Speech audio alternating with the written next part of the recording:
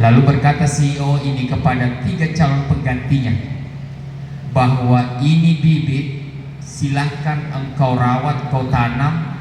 Siapa yang berhasil, maka dialah yang akan menggantikan posisi saya, menggantikan posisi CEO. Dia kasih waktu 4 bulan. Alhasil setelah 4 bulan datanglah semua direksi ini.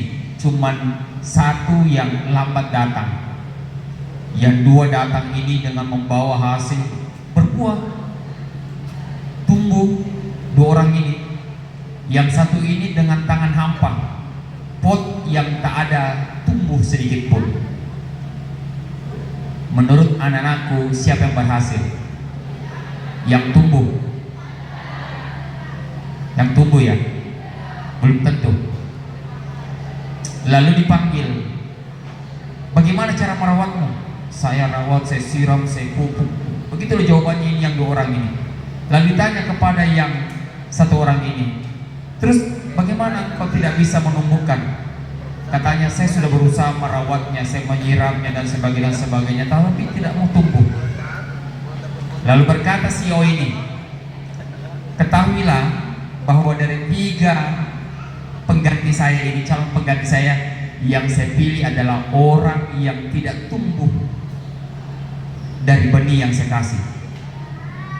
Semua heran, kok bisa?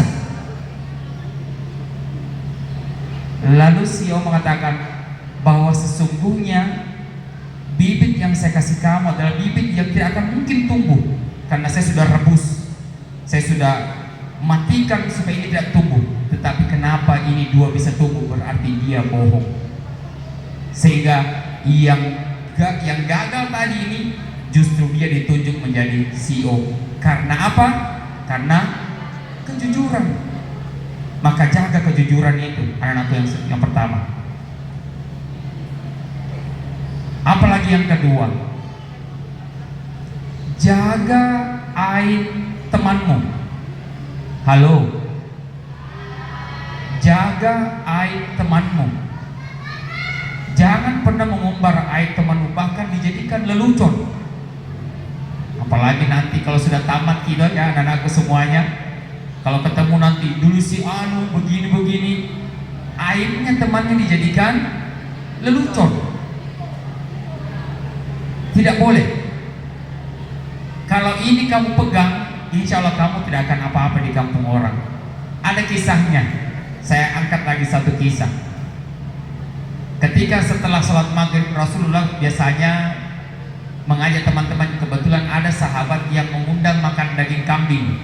Makan daging, makan. Setelah makan, mereka berkumpul-kumpul menunggu waktu sholat Isya, ya, menunggu sholat.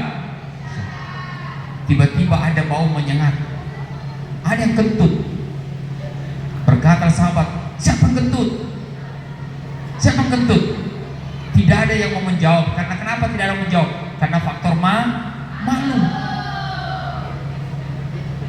Nah, ketika itu karena sudah mau masuk sholat Isya, Bilal berdiri mau azan. Kata Rasulullah, Bilal, sebentar azan. Kenapa? Karena yakin dan percaya ada yang kentut, tapi tidak ada yang pergi berwudu. Kalau ada yang pergi berwudu berarti ketahuan dia yang. Tapi bagaimana Rasulullah menjaga aib sahabatnya? Dia mengatakan, wahai sahabatku, kita habis makan kambing, alangkah baiknya kita pergi berwudu semuanya. Maka rame-rame pergi berwudu. Ketahuan tidak siapa kentut? Tidak ketahuan. Begitulah cara kita menjaga aib saudara. Dalam sebuah hadis yang diriwayatkan Abu Hurairah mengatakan, siapa yang menjaga aib saudaranya, maka Allah juga akan menjaga aibnya. Catat baik-baik, anak semuanya ya.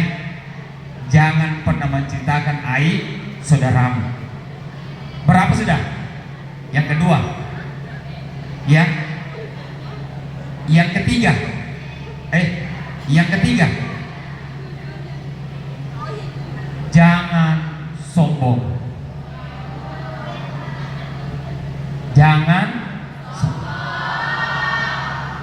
yang mengeluarkan syaitan dari surga. Kenapa?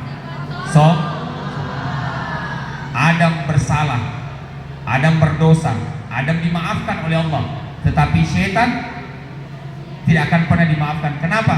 Karena masih ada tertanam sifat sombong. Ada kisahnya lagi. Saya selalu mendampingi dengan kisah supaya terinspirasi anak semuanya. Ketika di masa kekhalifahan Umar bin Khattab, kenal Umar bin Khattab? Tidak. Kenal? Tidak. Siapa tahu ada nomor WA-nya, bagi-bagi juga. Umar bin Khattab ini mengirim surat kepada panglima perang Khalid bin Walid. Halo? Nah, aku takutnya Bu, saya ngomong di sini, ngomong-ngomong tidak diperhatikan. Mengirim apa? Surat kepada Khalid bin. Surat itu isinya begini, bahwa panglima perang Khalid bin Walid dipecat jadi panglima perang. Padahal panglima perang ini, Khalid bin Walid ini, tidak pernah melakukan kesalahan dan setiap melakukan perang tidak pernah kalah, selalu menang, tetapi dipecat. Ketika sampai surat itu, Khalid bin Walid gundah gulana, kacau perasaannya. Kenapa saya dipecat? Apa salah saya? Kenapa saya bisa dipecat? Padahal saya berhasil ketika perang tidak pernah kalah. Maka Khalid bin Walid ini menghadap kepada Amirul Mukminin Umar bin Khattab, menghadap kepada Umar. Datanglah Khalid berkata kepada Umar, "Wahai Umar, wahai saudaraku, kenapa saya dipecat? Padahal saya tidak pernah melakukan kesalahan dan saya tidak pernah kalah dalam medan perang." Kata Umar, "Wahai saudaraku, engkau memang berhasil dalam perang. Engkau tidak pernah gagal dalam perang. Engkau berhasil menyukseskan misimu dalam perang. Tetapi ketahuilah, akibat kesuksesanmu itu, akibat keberhasilanmu itu, engkau disanjung oleh semua sahabat yang lainnya.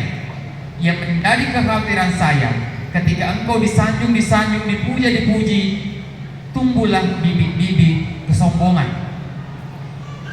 Dan sesungguhnya Allah tidak suka kesombongan walaupun sekecil zarrah.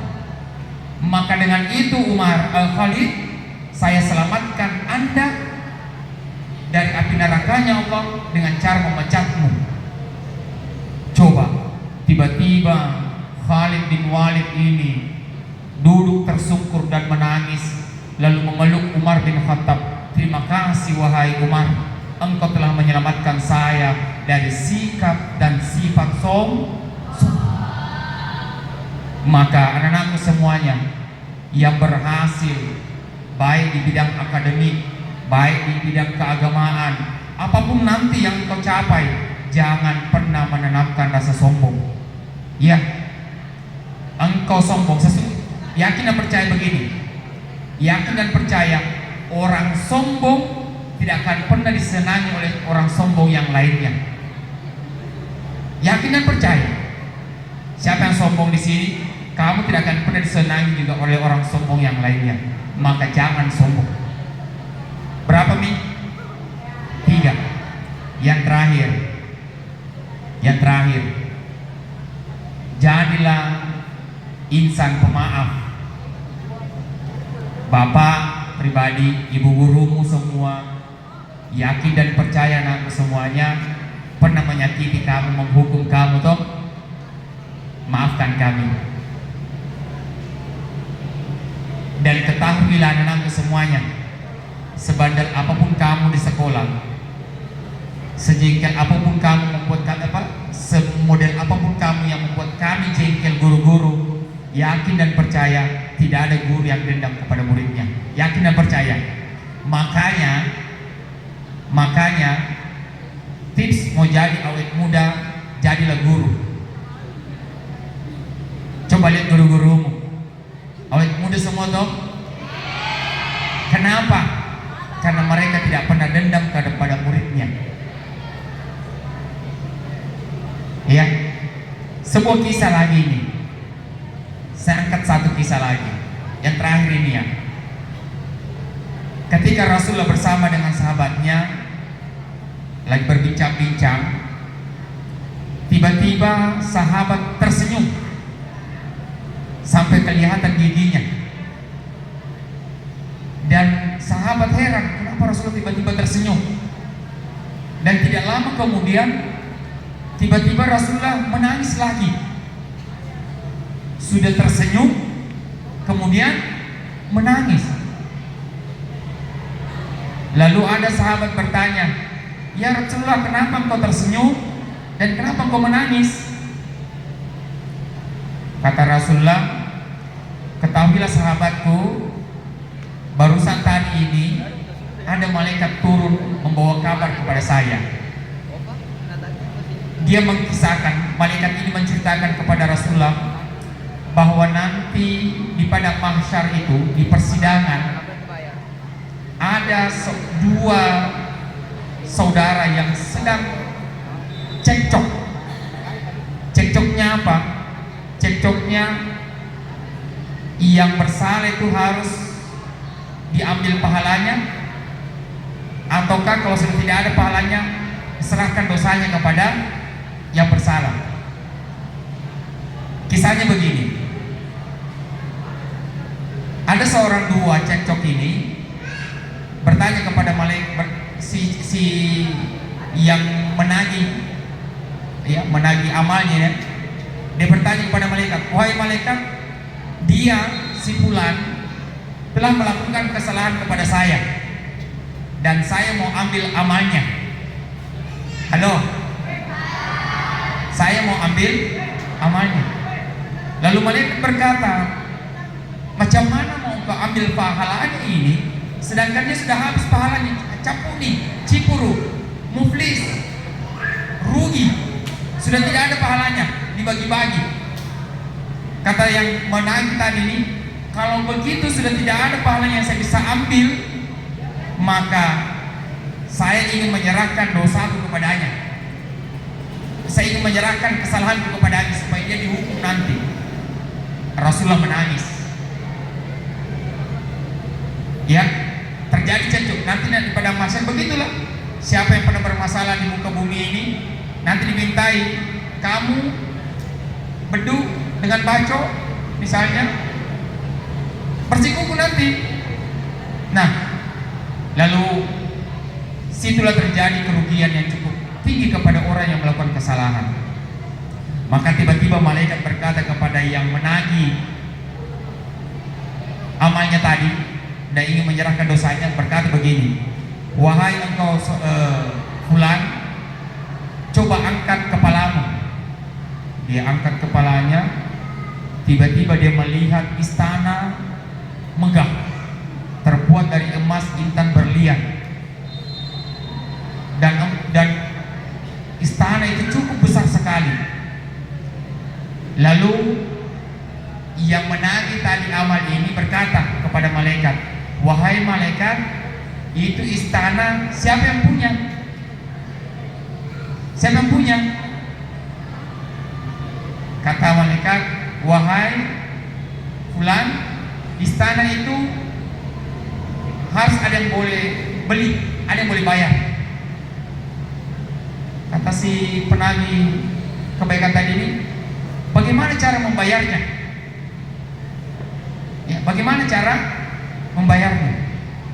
Lalu malaikat mengatakan, "Sesungguhnya engkau juga mampu membayar itu."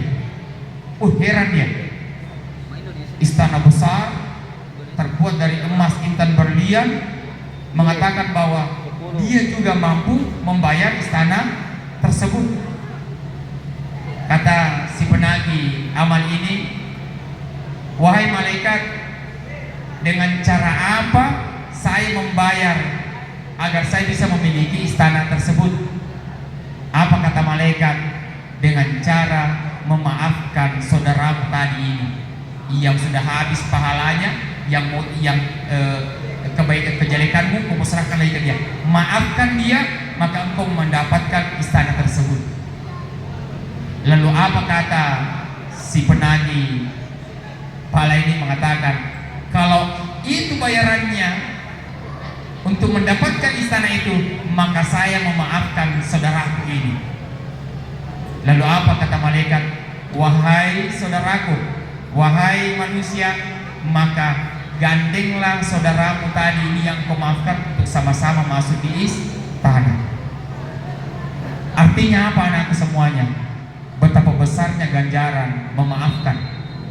Ya, yang mungkin kasusmu, jangan sampai dendam kepada temanmu engkau bawa ke meja perkuliahan. Kamu sudah tamat di aliyah, tapi persoalanmu yang ada di aliyah, dendammu kepada seseorang, kepada temanmu, jangan pernah kamu bawa ke meja kuliah. Selesaikan malam ini.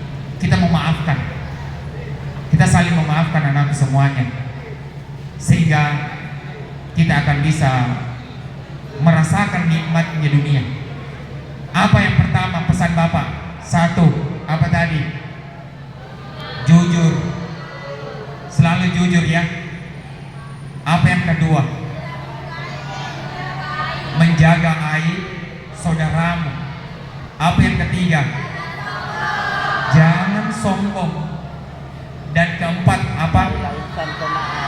Jadilah seorang pemaaf. Itu saja anak-anakku semuanya. Modalmu yang kuat. Tidak perlu biaya besar itu, tidak perlu dibeli. Tetapi kalau 4 modal ini yang kau bawa, meninggalkan rumahmu untuk menuntut ilmu, selamat di kampungnya orang, yakin dan percaya. Tetapi kalau tidak ada modal ini, saya tidak optimis, bahkan saya pesimis engkau berhasil di kampung orang. Anak semuanya, melalui momentum Ramah Tamah malam hari ini, mewakili seluruh guru, mewakili teman-teman guru, mohon maaf yang sebesar-besarnya.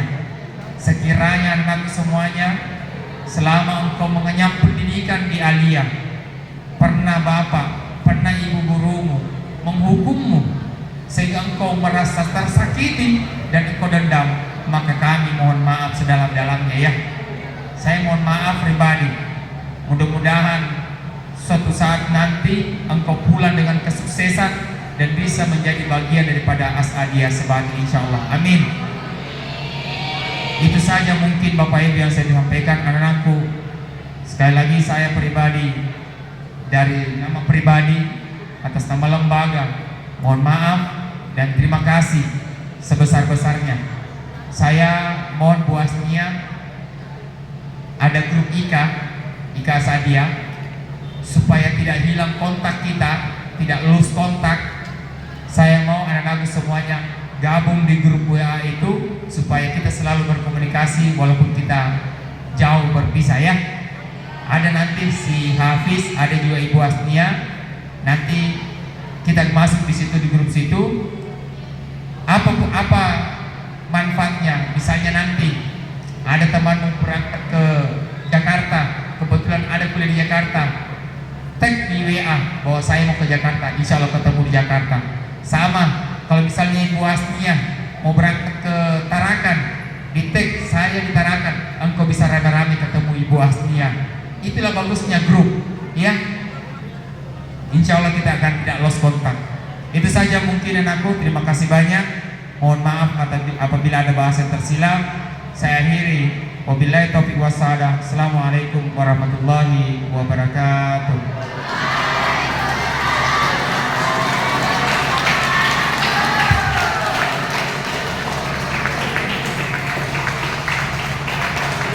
Kepada Bapak Kamal SHI MMMPD kami ucapkan terima kasih banyak.